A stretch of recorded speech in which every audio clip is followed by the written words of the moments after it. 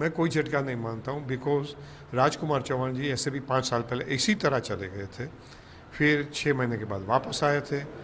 अभी 4.5 साल तक तो पार्टी को एक्टिविटी में भी पार्टिसिपेट नहीं किया था। अभी 2-3 महीने से आ रहे थे और सीधा टिकट मांगने लगे, और टिकट के मांगने के साथ इन्होंने जो प्रकार की उसके लिए आपत्ति जताई, जो प्रकार से प्रदर्शन किए, वो आपके सबके सामने है। तो ये कोई कह दे कि इनके जाने से कोई होता है, इससे किसके जाने से, जिसका लोगों के ऊपर प्रभाव है। इनमें से कोई आप मुझको एक व्यक्तित्व भी बता दे जो लगातार जीत रहा है, कितना भी विरोध हो फिर भी जीत रहा है। 2 बार के विधायक, 3 बार के विधायक, 5 बार के विधायक, हम अपोजिशन में तो भी वो विधायक, इतनी कठिन परिस्थिति में विधायक। इसमें से कोई एक भी बंदा ऐसा नहीं है कि जो अपने काउंसिल के कैंडिडेट को जिताने में भी सक्षमता प्राप्त करते हैं।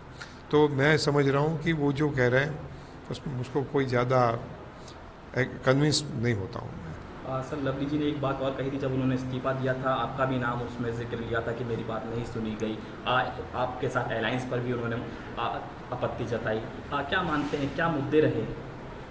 काफ़ी इसकी चर्चा हो गई है, आज आपसे ज़्यादा चर्चा नहीं कराना चाहता हूँ, मगर आपसे ज़रूर से एक चीज़ बता सकता हूँ कि उन्होंने जो आम आदमी पार्टी के अलायंस में आपत्ति जताई थी, वो बात सब गलत है। He was handling it.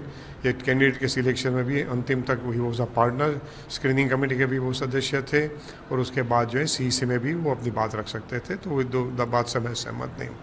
वो खुद कैंडिडेट थे, वो राजकुमार चौहान को टिकट दिलवाना चाहते थे, वो सब उसकी जगह पे है।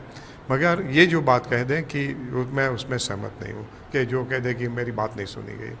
अल्टीमेटली हाईकमांड और पार्टी जो पार्लियामेंट चुनाव होते हैं तो नेशनल लेवल को नेशनल पर्सपेक्टिव में सोच के कैंडिडेट का चयन करते हैं, नेशनल पॉलिसी बनाते हैं। आपने देखा होगा कि वेन कांग्रेस ने यूपीए के साथ अलायंस किया, कांग्रेस का बड़ा स्ट्रॉन्ग डिफरेंसेस था सदर्न पार्टियों में, डीएमके हो ना डीएमके हो, कहीं मुझे याद नहीं है एग्जैक्टली, मगर वो सबको भूलते हुए मैडम ने सबके साथ एक हाथ ऑफर किया था और सबको साथ जोड़ दिया था।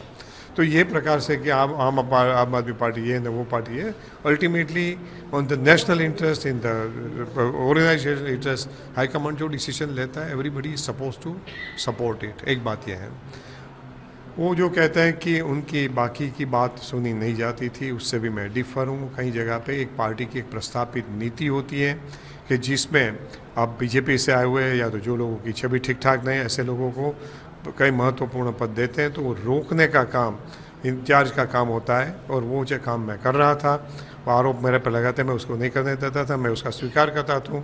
ब्लॉक कमेटी में भी जो वी कैन नॉट टेक, एक तरफा निर्णय नहीं कर सकते, जहाँ 2 से ज़्यादा लीडरों का स्टेक होता है, कोई काम करने वाला भी बंदा होता है, तो सब में एक मत करके उसका निर्णय लिया जाता है।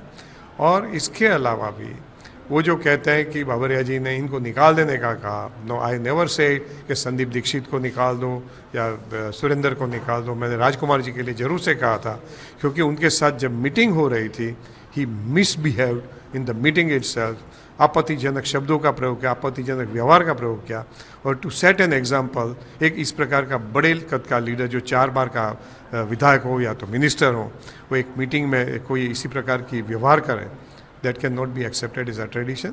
तो उसके लिए मैं थोड़ा जरूर से सख्त रूप अपनाया था। बाकी अन्यथा मेरे और उनके बीच में कोई डिफरेंसेस नहीं थे, मगर वो जाना चाहते होंगे, वो मैं समझ रहा हूँ। तो इसके लिए ये सभी लगाते रहते हैं, करते रहते हैं।